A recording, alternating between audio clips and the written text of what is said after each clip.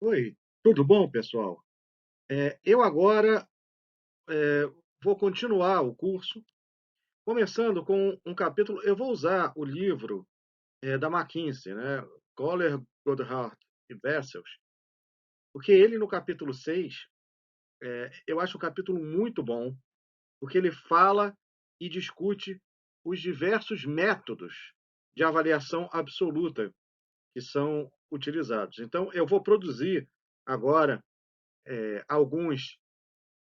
algumas gravações usando slides do capítulo dele, exatamente desse capítulo do livro, porque eu considero que é um capítulo excelente na parte conceitual. Antes de virmos para os livros brasileiros, aplicar em empresas brasileiras, que vai ser a parte desse curso, nós vamos começar com essa parte conceitual, trabalhar um pouco mais, né? Então, aqui, relembrando, isso vem das aulas anteriores, métodos de avaliação de empresas. O que é importante? O valor de uma empresa depende basicamente de dois fatores: capacidade de gerar retorno para os investimentos e capacidade de crescer. São duas coisas importantes. E nós vimos que o crescimento ele tem que ser a partir de uma capacidade de gerar retorno maior do que o custo de capital. Senão, o crescimento vai destruir valor. Crescimento com projetos ruins destrói valor da empresa. Então, o livro elenca 5 modelos principais e o que nós vamos focar no curso vai ser esse primeiro. Tá? Ele discute os outros também. Então, primeiro, fluxo de caixa descontado para a empresa. Outro, lucro econômico descontado. É, lucro econômico vai ter uma cara muito parecida com o VPL e, e tem uma ligação muito forte com microeconomia. Vocês se lembram em microeconomia? Quando eu tenho concorrência perfeita no longo prazo, o que, que acontece? O lucro econômico é igual a zero. O que, que quer dizer isso? Quando eu tenho várias empresas competindo, eu vou a tendência vai ser que a remuneração vai ser exatamente o custo do capital, né? É isso que quer dizer o valor presente ajustado. Esse valor presente ajustado, na verdade, é uma forma de, ao invés de usar o benefício fiscal da dívida para calcular o WACC, eu vou utilizar o que seria o custo de capital desalavancado, que seria o quê? O custo de capital da empresa se ela fosse financiada 100% por capital próprio. E aí eu vou fazer o fluxo de caixa operacional projetado, trazer o valor presente por essa taxa de desconto, que vai ser uma taxa de desconto maior do que o WACC, e eu vou colocar do lado o quê? O que seria o fluxo de caixa, que eu também vou trazer a valor presente do benefício fiscal da dívida. O fluxo de caixa para o capital, ele vai ser o quê? Parecido com o valor presente ajustado. A única coisa é que eu vou criar um fluxo de caixa projetado já com benefício fiscal da dívida. Então, a diferença do valor presente ajustado para o fluxo de caixa para o capital é que numa eu vou colocar fluxo de caixa operacional separado do benefício fiscal da dívida. E o fluxo de caixa para o capital vão ser os dois juntos. E, é, por fim, o fluxo de caixa para o capital próprio, que é o quê? Exatamente você trazer o que seria o fluxo de caixa para os acionistas e trazer a valor presente, porque aqui taxa de retorno, ARE. Tá? Vantagem desse é que RE sai diretamente do mercado de ações, né? O modelo CAPM é um modelo para RE, tá? A desvantagem é exatamente na questão de projeção do fluxo de caixa. Por quê?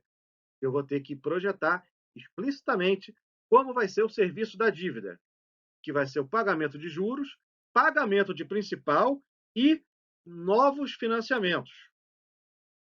Quando eu vou ter que projetar tudo isso, ou pelo menos projetar a parte líquida disso. Né? Então, aqui nós temos o, os modelos de avaliação. Eu não consigo dar zoom aqui. Então, primeiro, fluxo de caixa para a empresa. Medida, fluxo de caixa livre, que é o fluxo de caixa livre da firma. Taxa de desconto, WACC. Então, aqui está falar, funciona melhor para projetos, unidades de negócios e companhias que vão manter a sua estrutura de capital mais ou menos num certo nível. Eu vou manter de maneira razoavelmente constante o meu nível de endividamento. Por que essa premissa é importante? Porque exatamente eu uso o quê? O WACC. E o WACC depende o quê? Custo da dívida, custo do capital próprio e a proporção de cada um. Se as proporções alterarem, o WACC alteraria ao longo do tempo. Então, deixa de ser algo importante.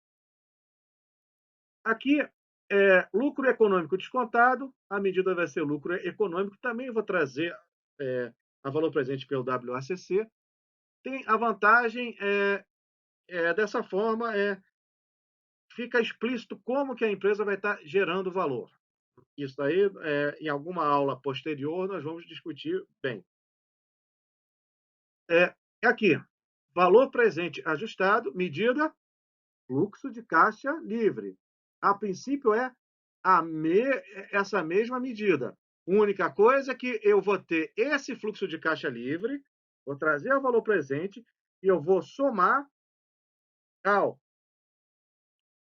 fluxo de benefício fiscal da dívida trazido a valor presente. E aí, eu vou trazer valor presente um e outro, o quê? O custo do capital próprio desalavancado. E aí, o quê? Vantagem um método muito melhor do que o WACC para empresas que vão ter uma estrutura instável de capital de estrutura de capital, né? E o fluxo de caixa do capital vai ser esse capital cash flow, que é o quê? Exatamente a soma do fluxo de caixa livre com o benefício fiscal da dívida. Eu vou trazer a valor presente também pelo custo de capital desalavancado. Né?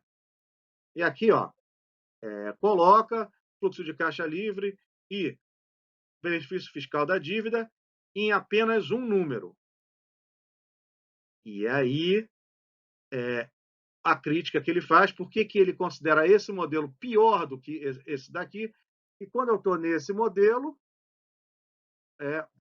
você consegue ver claramente o que é benefício fiscal da dívida e o que é fluxo de caixa operacional. Quando você bota tudo na mesma medida, você perde a capacidade de fazer essa comparação.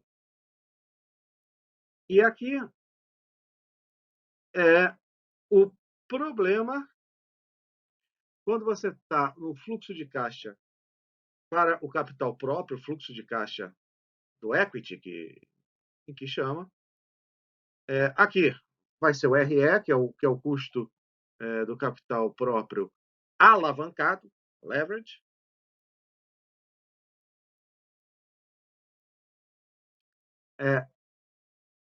E aí, o problema é que na hora de fazer as projeções do fluxo de caixa para o capital próprio, eu tenho que explicitar como que serão as alterações na estrutura de capital. Então, isso vai ficar o quê?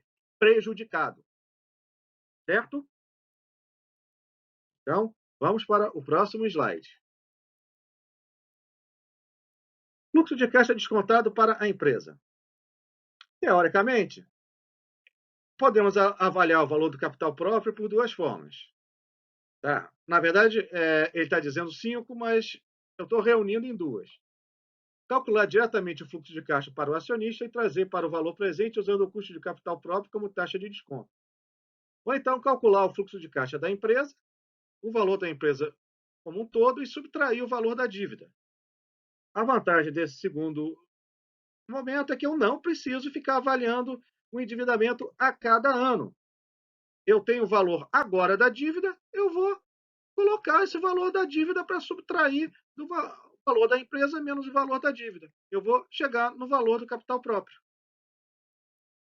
Né? Então, aqui, de novo, eu estou reforçando esse problema. Por quê? É tentador você pegar o fluxo de caixa do capital próprio. Por quê? Primeiro, porque ele já vem os demonstrativos de fluxo de caixa. Tá? É exatamente a remuneração dos acionistas, o produto final. E a outra que você, tendo o WACC, você rapidamente chega no valor do capital, valor da taxa de desconto do capital próprio.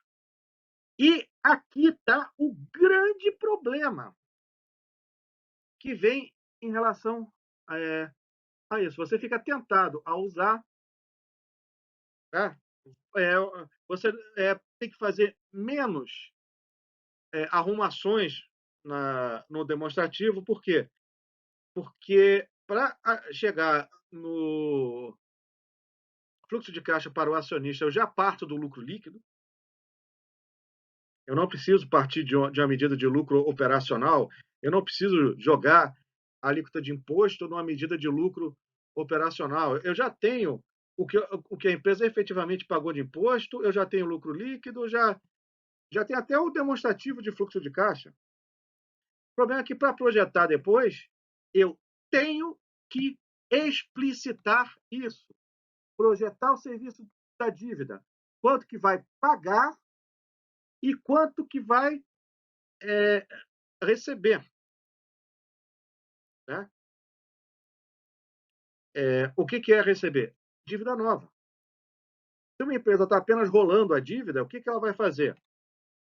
Ela vai pegar dinheiro emprestado e vai pagar o financiamento que estiver vendendo.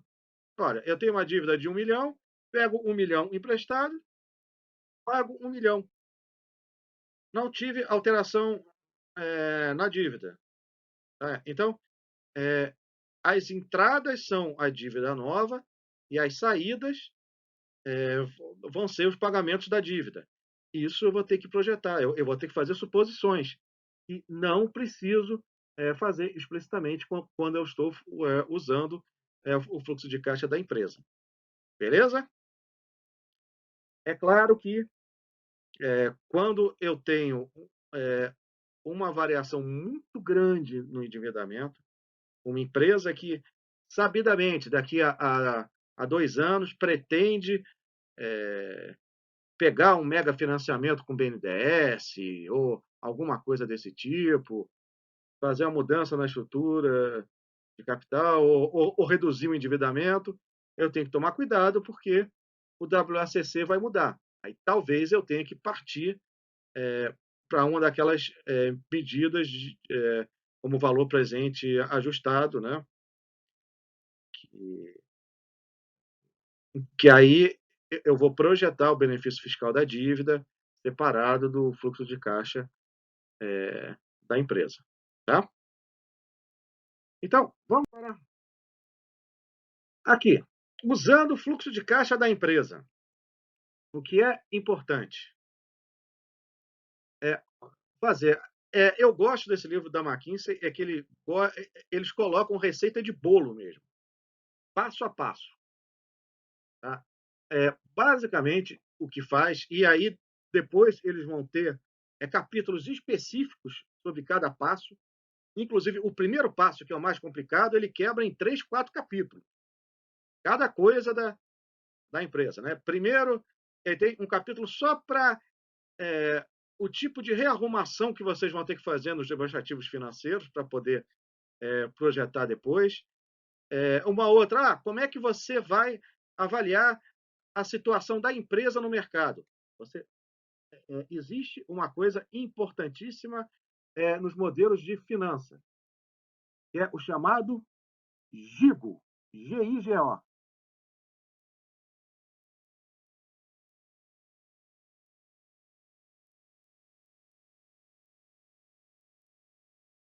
Esse GIGO é Garbage In, Garbage Out. Tá? O lixo que entra é o lixo que sai. Não interessa o quão bom é o seu modelo se você jogar dados ruins nele, que vai sair uma coisa ruim. Tá? Eu quero avaliar uma empresa. Se eu não conhecer a empresa, se eu não conhecer como ela está inserida no mercado, se eu não conhecer as perspectivas de expansão dela, como que ela pretende expandir, eu não vou conseguir fazer uma avaliação correta. Eu vou pegar uma projeção, eu vou fazer uma projeção meio chutada de onde que vem cada coisa. Tá? Eu já falei com vocês, aula anterior, que é importantíssimo. O que gera o crescimento de uma empresa? O que gera o crescimento de uma empresa, em termos de valor, né? O que gera valor para a empresa é,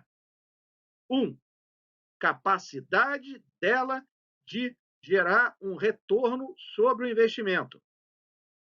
E 2, a capacidade dela ter um crescimento orgânico, desde que o item 1 seja cumprido. Tá? A empresa só vai criar valor com projetos, com formas de expansão que tenham um retorno sobre investimento maior do que o custo de capital. Senão, a empresa vai crescer e vai destruir valor, que é o que muitas vezes acontece. A empresa entra em projetos ruins, projetos que, quando esses projetos entram em vigor, descobre que, na verdade, não vai gerar o caixa que estava previsto, e aí a empresa começa a perder valor. Tá? Não necessariamente ir à falência, mas ela pode perder muito valor. Então, aqui, o que eu vou ter que fazer? Avaliar as atividades da empresa, que são as operações, através do fluxo de caixa livre para a empresa descontado pelo WACC. Então, primeira coisa, eu vou ter que olhar o demonstrativo e avaliar as atividades da empresa. Qual é o negócio da empresa? Tá? Eu posso ter uma empresa de varejo, tá? Que ela tenha, por exemplo, um programa.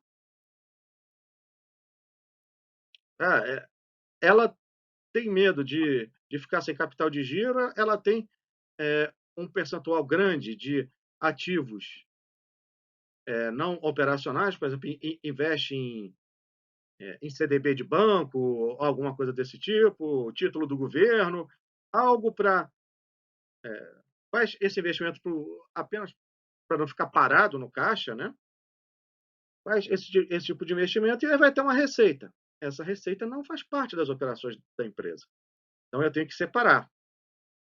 Então, a primeira coisa vai ser separar e aí projetar os itens operacionais e trazer a valor presente pelo WACC. Agora, a parte dos ativos não operacionais. A parte dos ativos não operacionais, eu falo, deixa isso parado. Não, você deixa parado, mas você não pode jogar fora. Isso tem que aparecer. Por quê? você vai estar comprando a empresa, você vai estar com os ativos não operacionais dela.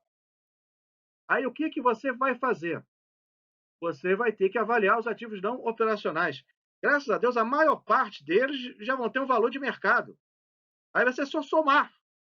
Eu vou calcular um fluxo de caixa descontado aqui, vou chegar nesse valor, que é o valor das operações da empresa, é importante, que às vezes pode ser que a empresa resolva vender as operações, tá? Talvez as operações de uma unidade dela. Se eu consigo fazer essa projeção, eu consigo avaliar quanto que valem efetivamente essas operações, né? Aí, quando eu pegar os ativos não operacionais, eu vou somar a esse valor. Aí eu vou ter o quê? O valor dos ativos da empresa. O valor da empresa. E aí, o que eu tenho que fazer? Identificar e avaliar todos os passivos exigíveis da empresa. O perigo é que, às vezes, eu vou ter passivos exigíveis que vão estar fora do balanço. Por exemplo, a empresa pode, por exemplo, ter lançado várias opções de compra de ações para os seus funcionários a partir de um certo nível hierárquico. Tá? Isso muitas vezes não está no balanço patrimonial da empresa, mas é algo que é uma possível obrigação da empresa, vai ser uma obrigação contingente, que geralmente essas opções de compra servem para quê? Para a empresa fazer com que os funcionários sejam engajados em criar valor para a empresa. Tá? Eles vão se empenhar porque eles querem que a ação da empresa se valorize, e aí eles vão ganhar dinheiro com essas opções. Então, o que eu teria que fazer? Algum método de avaliação de derivativos, talvez por simulação, estimar quanto que seria essas opções de compra. Né? E aí eu vou pegar e vou subtrair os passivos do valor da empresa. Eu vou ter o quê? O valor do capital próprio. Aí depois basta saber quantas ações existem, então, e fazer a divisão. Eu vou saber qual o preço que deveria valer cada ação. Olha a vantagem. Isso daqui, se eu tiver uma empresa listada, eu vou ter o quê? Uma estimativa do valor da empresa, vou poder comparar com o valor de mercado. Aí, ou eu confio muito bem no meu taco, e aí eu posso gerar uma recomendação de compra ou de venda, dependendo disso, ou então eu vou tentar olhar por que o valor de mercado da empresa é esse, o que está acontecendo, e aí eu vou ver, isso aí é compatível com o quê? E aí eu posso fazer esse tipo de análise também. Por isso que valuation, você não precisa acreditar que o valor de mercado está errado. Tá? Você pode usar exatamente para tentar explicar o valor de mercado. Uma das melhores monografias sobre valuation foi de um aluno que ele pegou a Magazine Luiza, fez uma avaliação antes e depois e explicou na monografia o que efetivamente fez com que qual a justificativa para a ação ter se valorizado tanto entre 2015 e 2018, acho que ele fez em 2018. Ó. E a empresa continua se valorizando. Claro que ela tombou junto com as outras ações agora, com a crise do Covid, mas ela já está de novo subindo depois da queda. Então, é uma empresa que ela se reinventou pegando a parte do e-commerce. Né? Então, saiu de um setor muito competitivo, de margens baixas, que é o varejo, e foi para um outro em que ela conseguiu uma certa vantagem operacional. É interessante. Então, você não está fazendo para dar uma recomendação de compra ou de venda, mas para tentar explicar o que aconteceu com a empresa. Beleza? Então, vamos prosseguir aqui. E aqui tem um exemplo bem interessante. Né? Um exemplo sobre. Ele pegou, se eu não me engano, a Home Depot, ou não? Não, acho que vem depois. Mas aqui ele está fazendo eu diria assim, a separação entre um método ou outro. Tá? Aqui, qual a diferença entre você pegar o fluxo de caixa da empresa, tá? E o fluxo de caixa do acionista? O que acontece? Aqui você tem uma projeção do fluxo de caixa da empresa. Tá? Aqui já é o fluxo de caixa descontado pelo WACC. Vai chegar no valor da empresa de 427,5. Tá? Aí existem duas formas. Aqui é a previsão do serviço da dívida que você vai ter. Tá? Para uma dívida de 200. Tá?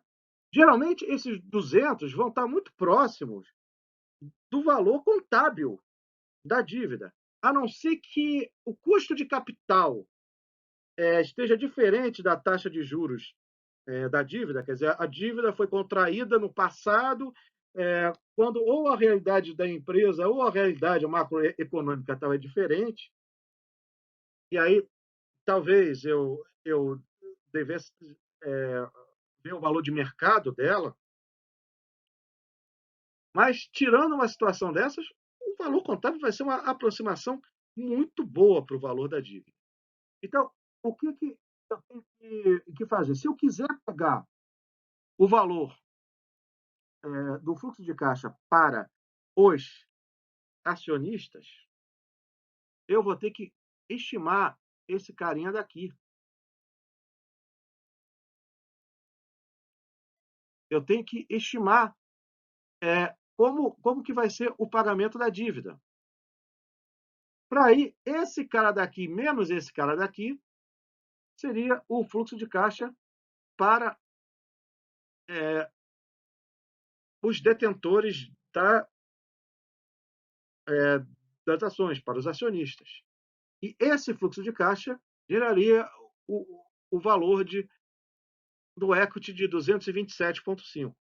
Agora, se eu não quero ter que estimar esse cara daqui, estimar esse serviço da dívida, o que eu faço? Eu faço essa estimativa daqui, eu vou chegar a 427,5, o valor da dívida vai ser 200, tá?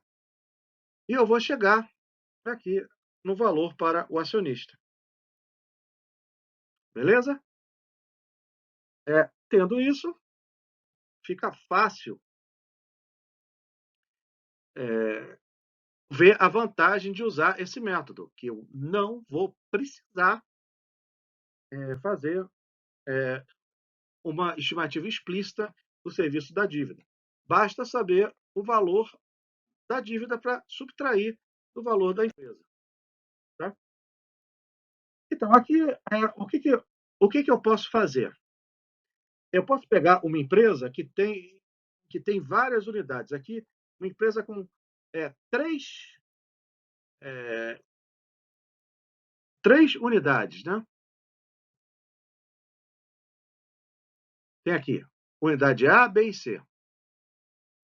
Aí eu consigo projetar o fluxo de caixa, trazer a valor presente as atividades das três unidades. Eu vou chegar num certo valor. Tá? Depois, o que eu vou fazer? Olha, eu vou ter um centro corporativo. Geralmente, daqui é o quê? A administração, a holding, né? Vou ter setor de finanças, setor de marketing, são os serviços da holding. Geralmente, isso daqui vai ser mais um serviço de custos.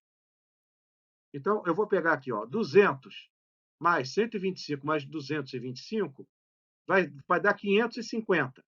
Então, essas unidades valem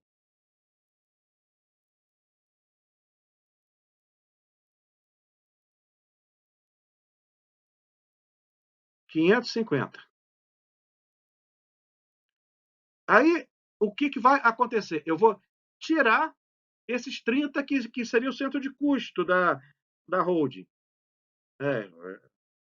Tá previsto que se eu separo as unidades, às vezes eu vou ter custos da holding e pode ser difícil usar um critério de custeio para distribuir esses custos direto nas unidades. Então, o que eu faço? Eu pego e vejo o valor presente do que seria o fluxo de caixa negativo desses fluxos, e aí chega no valor de 30 e subtraio. Esses 550 das operações menos o 30 desse centro de custo vão chegar no valor das operações 520. Só que aí vamos supor, eu tenho 40 em ativos não operacionais. 40 em ativos não operacionais, o que eu faço? Eu não preciso ficar projetando todos os ativos não operacionais. Eu joguei fora das projeções e agora eu pego assim, ó, vale 40, eu vou somar 40. Então a empresa vale 560. Só que ela tem o quê? 200 de dívida. Se ela tiver 200 de dívida, ela vai ter um valor do capital próprio de 360. Então essa é a ideia. E aqui mais um exemplo muito claro, muito interessante, o que ela fez? Ela avaliou a Home Depot. Então, aqui, claro, é, a maior dificuldade aqui que vocês vão ter vai ser exatamente essa previsão de fluxo de caixa da empresa. Tá? Por enquanto, está vindo bonitinho aqui os números. Ó, que legal esses números. Isso é a parte mais. É muito mais arte do que ciência. Não é ciência de foguetes, é um termo usado. E isso é algo que cada coisa vocês vão ter que avaliar. Então, é por isso que tem que ser cuidadoso. Esses números eles têm que ter alguma conexão com a realidade, com o que se espera da empresa. É óbvio que todos os modelos de valuation feitos em 31 de dezembro de 2019 estão completamente furados. Por quê? Porque você teve essa crise imensa gerada pelo coronavírus, né? A pandemia mundial, que está derrubando as economias em todos os países. E ninguém sabe, olha, vai ficar assim até o meio do ano, mas aí depois vai voltar, vão conseguir uma vacina, vão conseguir um protocolo de tratamento que praticamente vai conseguir eliminar as necessidades de internação, de minimizar as mortes. Vão conseguir isso no pequeno no pequeno a médio prazo, né, curto a médio prazo, né, e a economia vai voltar. Quer dizer, todo mundo estava. Houve um erro porque houve um evento, praticamente o cisne negro, que é uma pandemia. Isso não tinha. Agora, em condições normais, você tem que fazer uma avaliação, uma projeção de fluxo de caixa que seja compatível com as perspectivas da empresa. Então, isso vai ser a parte mais difícil, avaliar o fluxo de caixa. Mas aqui é legal. Eu acho que eu posso fazer um. É bom que aqui é a estimativa em 2008, né? Seria uma coisa.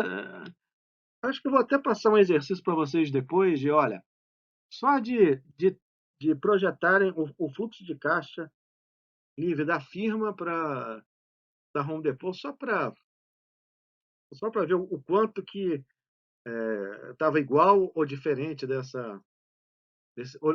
desse horizonte de previsão. É interessante. Não sei se eu vou fazer isso agora, mas pode ser algo para... Mas aqui está, ó, valor presente 62.694. Então aqui é o quê? Ó? Projeção, o que que fez? 10 anos de projeção explícita. Seria 2009 até 2018, quer dizer, isso aí foi feito em 2008. Então, aqui, projeção do fluxo de caixa, cuidado, aqui foi algo feito em 2008. Pelo amor de Deus, quem está vendo o vídeo, isso não foi o fluxo de caixa ocorrido. Foi o que, em 2008, olharam nesse fluxo de caixa. Tá? A projeção que fizeram. Vocês podem até se divertir depois vendo que...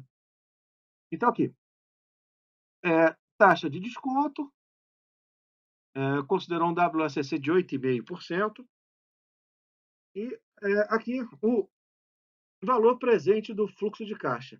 Olha o que acontece, 10 anos de previsão explícita, aí a partir do 11º ano, o que eles tiveram que fazer? Valor de continuidade. Usaram a fórmula da perpetuidade, pegando o que seria o fluxo de caixa em 2019 e jogando a fórmula de perpetuidade nele. E aí, esse valor de perpetuidade teria dado 92.239, trazendo a valor presente 40.966. Então, chegou a esse valor. Aí aqui tem só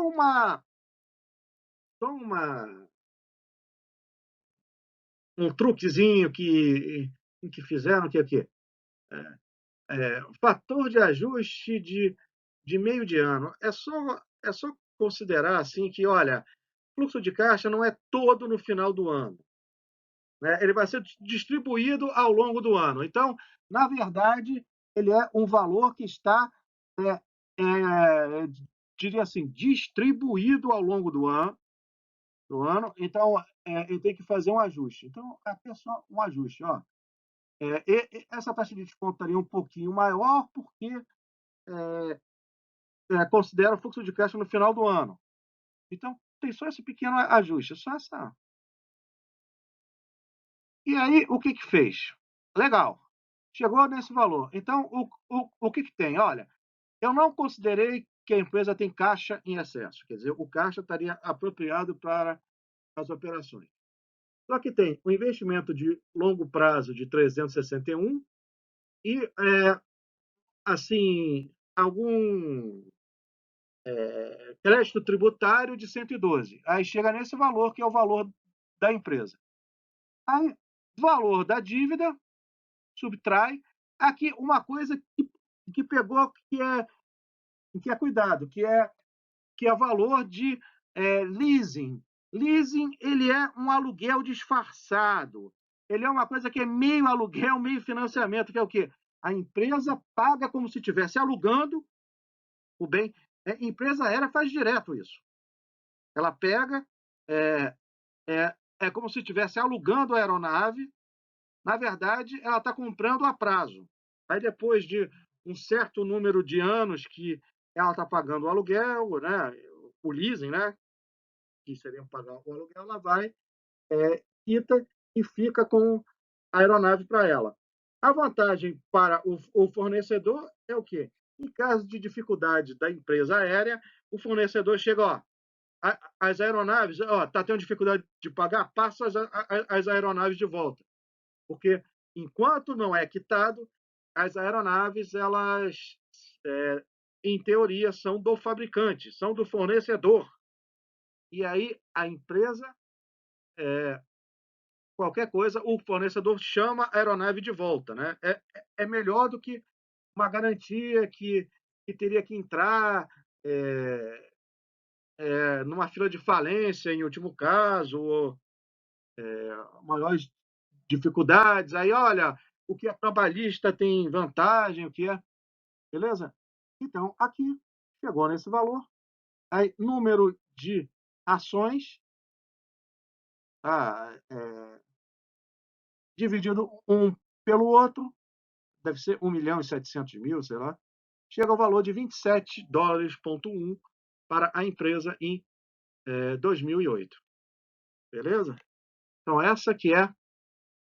Então, basicamente, como que é feita a avaliação das operações?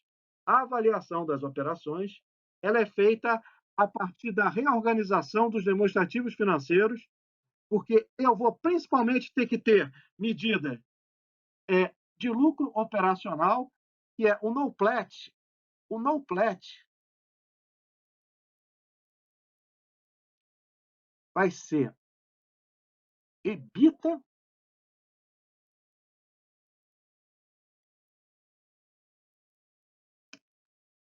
peraí.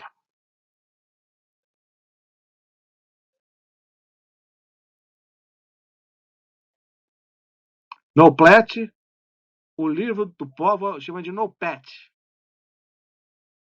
EBITDA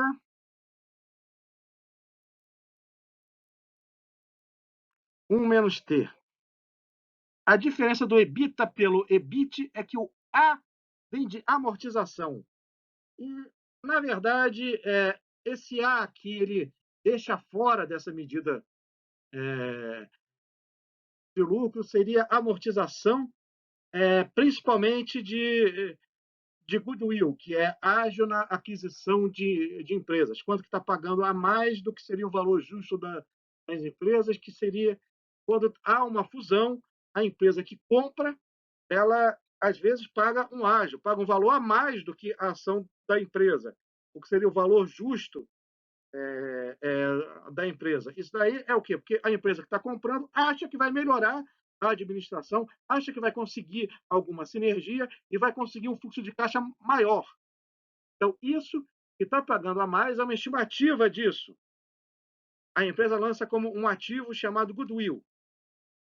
Né? Esse ativo ele pode sofrer amortização. Essa é a amortização que o pessoal da McKinsey, o Collier Goodhart Vessels, acha que não deve ser levado em conta. Então, eles chamam esse de NOPLAT. Se vocês pegarem o Damodaran, vai ser o EBIT. EBIT é o quê? Lucro antes de interest, juros, e taxes, impostos. Tá? Em inglês, em português, é chamado de LAGIR. Lucro antes de juros e imposto de renda. Né? E aqui, na verdade, o EBITDA é lucro antes de juros, imposto de renda e essa amortização que eu falei com vocês. Tá? É só essa a diferença. Não é uma diferença, na maior parte dos casos, não é uma diferença muito importante. E aí que é o mais importante, projetar o crescimento das receitas, ROIC e fluxo de caixa livre. O crescimento das receitas vai implicar no crescimento do ROIC e fluxo de caixa livre. Tá? O motor da empresa são as receitas. Se uma empresa não está conseguindo melhorar suas receitas, como que ela vai estar gerando valor? Né?